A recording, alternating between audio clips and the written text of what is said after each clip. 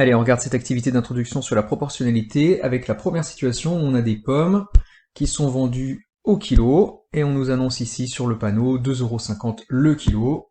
Donc ça signifie que je peux faire un lien entre la masse et le prix. On apprend que 1 kg de pommes est au prix de 2,50 €. Et alors on dit qu'il y a proportionnalité entre deux grandeurs, donc ici la masse et le prix, lorsqu'on peut passer de l'une à l'autre en multipliant par un certain nombre. Donc on peut se poser la question, est-ce qu'il y a vraiment un lien? Alors si je prends par exemple 2 kg, ça c'est un bon test avec la proportionnalité. Tester avec 2, est-ce que pour 2 c'est le double? Bah 2 kg c'est comme 2 fois 1 kg, je vois pas pourquoi je paierais plus cher ou moins cher. Donc pour 2 kg, on me ferait payer le double de 2,50 €, c'est-à-dire 5 €. Et en fait, le lien qui permet de passer de la masse au prix, c'est fois 2,50. Donc avec ça, je pourrais aussi calculer n'importe quel prix. Par exemple, si je prends 3,7 kg de pommes, je fais 3,7 multiplié par 2,50, et on me demanderait de payer 9,25 €, vous voyez? Donc là, je peux dire oui, il y a proportionnalité, parce que j'ai trouvé un lien multiplicatif, un lien de multiplication entre les deux grandeurs. Donc la réponse ici, c'est oui. Deuxième situation, je vous demande si la proportionnalité entre la quantité de sucre dont on a besoin et le nombre de personnes. Donc ce que je fais, c'est que j'indique les deux grandeurs dans un tableau. Première ligne, j'indique le nombre de personnes, et dans la deuxième ligne, j'indique la quantité de sucre nécessaire pour faire ce gâteau. Alors c'est pas mesuré en grammes ni quoi que ce soit, là c'est mesuré en pots. Ce qu'on apprend, c'est que pour 4 personnes, il nous faut 2 pots. Est-ce que par exemple pour 8 personnes, c'est-à-dire 2 fois plus de personnes, il me faudrait 2 fois plus de pots? Eh bien oui, là si vous adaptez la recette pour 8 personnes, forcément vous allez mettre le double de ce que vous auriez mis pour 4 personnes, sinon vous modifiez la recette. Donc ici pour 8 personnes, on mettrait 4 pots. Et là vous commencez à voir le lien entre les deux grandeurs, qui nous permet donc de passer ici du nombre de pots de sucre au nombre de personnes, il suffit de multiplier par 2. Alors on peut aussi aller dans l'autre sens, évidemment, en divisant par 2.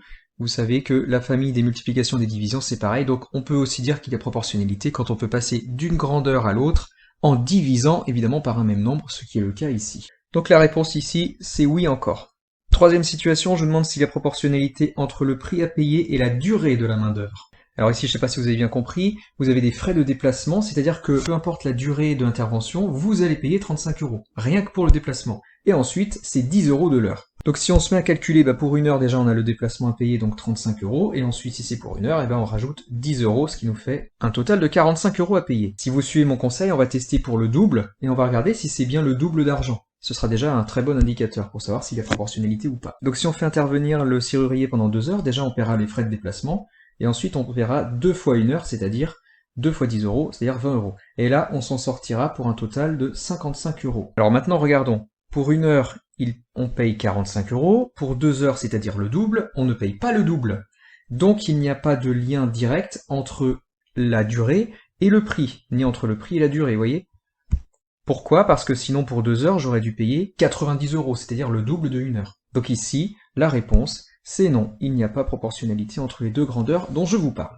On continue avec la quatrième situation, il s'agit d'une conversion d'argent, donc des euros au dollar. Et là, on vous donne la conversion. Et là, en vous disant ça, on vous dit simplement que pour passer des euros au dollar, il suffit de multiplier par 1,0738. Donc oui, il y a proportionnalité, évidemment. Pour 1 euro, ça nous fait ceci en dollars. Et pour 2 euros, vu que 2 € c'est exactement pareil que 2 fois 1 euro, on aura 2 fois plus d'argent que ce qu'on avait pour 1 euro. Ça paraît cohérent.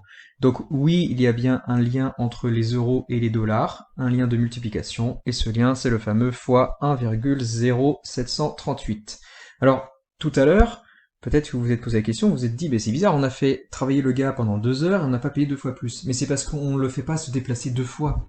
Le faire travailler 2 heures, ce n'est pas comme le faire travailler 2 fois 1 heure. Parce qu'il se déplace une fois pour toutes, et après, là, il y a le double d'heures de travail, comprenez? Ensuite, les bûcherons, ça c'était une situation piège. Non, il n'y a pas proportionnalité entre le nombre de bûcherons et la durée qu'ils mettront pour couper le tas de bois. En fait, ça, en maths, c'est une situation où on dit qu'il y a inversement proportionnalité. Regardez, avec 10 bûcherons, il leur faut 14 heures de travail. Donc on peut se dire qu'avec 20 bûcherons, on peut s'attendre au double d'heures, c'est-à-dire 28. Mais non, si vous réfléchissez bien, avec 2 fois plus de bûcherons, il y aura donc, le travail va se faire beaucoup plus rapidement. Donc en fait, avec 2 fois plus de bûcherons, il faudra 2 fois moins de temps.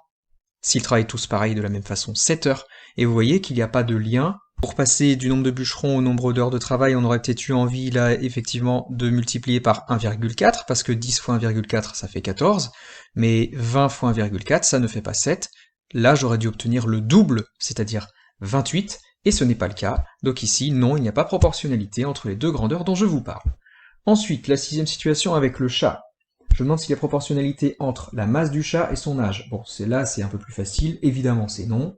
Est-ce que vous pensez qu'il y a un lien de multiplication entre l'âge qu'il a et sa masse? Si c'était le cas, là, visiblement, il faudrait multiplier par 2. Donc ça veut dire que si à 1 an il fait 2 kg, bah à 2 ans, logiquement, il devra faire 4 kg.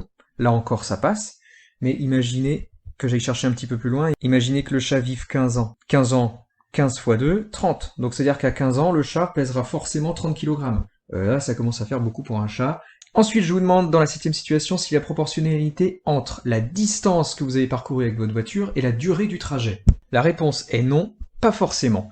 En fait, c'est oui si votre voiture roule à vitesse constante. Si elle roule par exemple sur autoroute à une vitesse de 120 km/h, toujours à la même vitesse, sans freiner ni accélérer, alors là, ce sera oui. C'est-à-dire que la voiture, si elle roule, tiens, par exemple, pendant 1 heure, elle aura fait 120 km. Et si elle roule pendant, par exemple, 3 heures, eh bien elle aura fait 3 fois ce qu'elle a fait en 1 heure, vu qu'elle ne change pas sa vitesse, vous comprenez? Donc elle aura forcément fait 360 km. Là, dans ce cas-là, pour passer de la durée à la distance parcourue, il suffit de multiplier par 120, il y a un lien direct.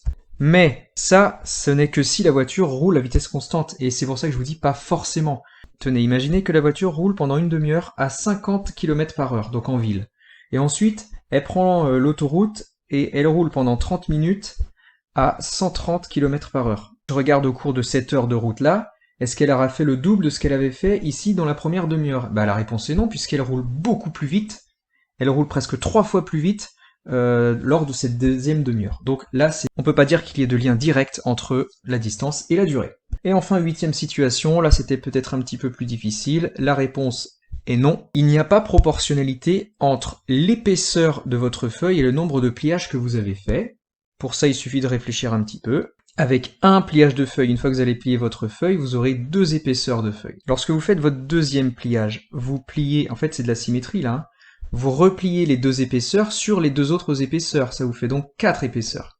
Alors là, c'est là le piège, on a tendance à dire, bah oui c'est simple, il suffit de faire x2 et c'est bon. Mais attention, regardez un petit peu plus loin et vous allez voir. Avec 3 pliages, regardez, je vous ai fait un dessin, vous allez donc plier votre feuille ici en son centre et rabattre les 4 épaisseurs ici sur les 4 autres épaisseurs. Vous allez donc vous retrouver avec 8 épaisseurs.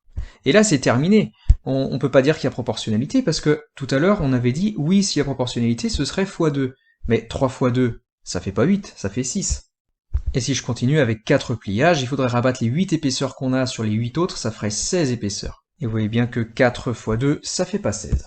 Car on dit qu'il y a proportionnalité, non pas si on arrive à passer comme ça d'une grandeur à la même grandeur en multipliant, mais si on arrive à passer d'une grandeur à l'autre grandeur en multipliant ou en divisant par un certain nombre. Et là, ce n'est pas le cas.